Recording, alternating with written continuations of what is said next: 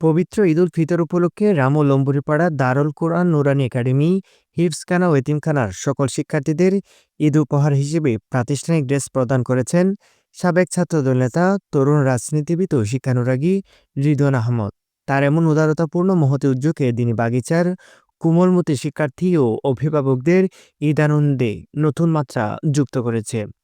রবিবার ২৯ রমজান ৩০ মার্চ ঈদুল ফিতর আগমনের শুভ সন্ধিক্ষণে অনুষ্ঠিত ঈদ উপহার বিতরণ অনুষ্ঠানে তরুণ রাজনীতিক রিদওয়ান আহমেদ প্রধান অতিথি হিসেবে উপস্থিত ছিলেন।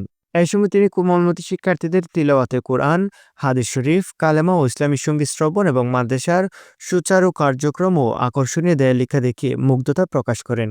তিনি এ প্রতিষ্ঠানের সার্বিক কল্যাণে নিবেদিত থাকার আশ্বাস দেন। তিনি জাতীয়তাবাদী দল বিএনপির ভারপ্রাপ্ত চেয়ারম্যান তারেক রহমানের নির্দেশনা ও সাবেক এমপি লুৎফর রহমান কাজলের অনুপ্রেরণায় আলোকিত মানুষ ও সমাজ গড়ার লক্ষ্যে এ মহতি কর্মপ্রয়াসকে আরও ত্বরান্বিত করতে সকলের দোয়া কামনা করেন।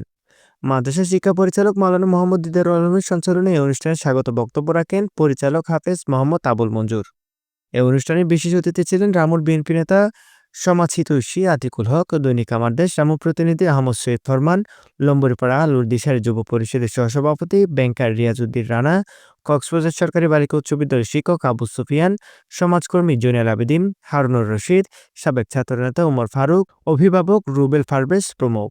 ঈদ উপহার বিতরণ শেষে শিক্ষার্থীদের মাঝে রিদওয়ান আহমেদের সৌজন্যে ইফতার বিতরণ এবং মুরব্বীগণ সহ যুব সমাজকে নিয়ে ইফতার মাহফিলের আয়োজন করা হয়। ইফতার মাহফিলের সভাপতিত্ব করেন এলাকার প্রবীণ আলেমদ্দিন মাওলানা আব্দুর রাজ্জাক। এই আয়োজনে লম্বরিপাড়া আলুর দিশারি যুব পরিষদের সাংগঠনিক সম্পাদক হোসেন মোহাম্মদ জনি, তরুণ শিক্ষানুরাগী মোহাম্মদ শাকিল সহ যুব সমাজ ও এলাকার বিভিন্ন পর্যায়ের শিক্ষার্থীরা অংশগ্রহণ করেন।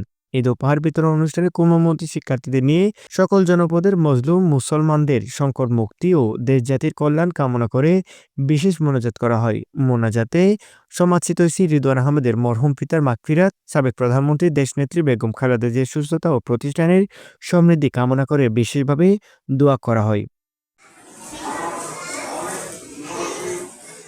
News desk, Gramkhabar 24।